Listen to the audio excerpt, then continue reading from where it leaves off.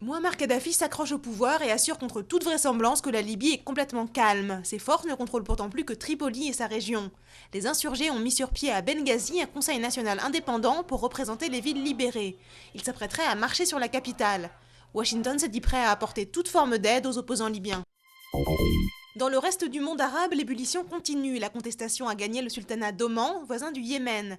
Des protestataires bloquent le deuxième port du pays où se trouve une grande raffinerie.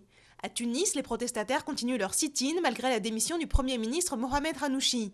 Ils demandent la formation d'une assemblée constituante.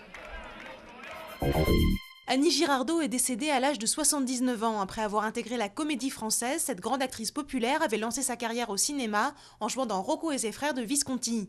Alternant rôle au théâtre et au cinéma, elle avait reçu 3 Césars, dont celui du meilleur second rôle féminin pour La pianiste de Michael Haneke. Elle était atteinte de la maladie d'Alzheimer.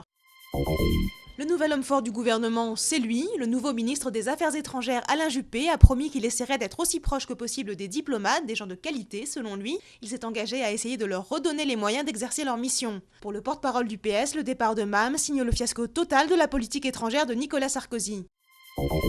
Reprise du procès pour fraude fiscale de Silvio Berlusconi. Pour le président du Conseil italien, c'est le début d'une longue série de rendez-vous avec la justice. Il va être jugé pour 4 affaires différentes au cours des 5 prochaines semaines. À partir du 6 avril, ce sera le tour du Rubygate, affaire dans laquelle le Cavaliere est accusé de recours à une prostituée mineure et d'abus de confiance.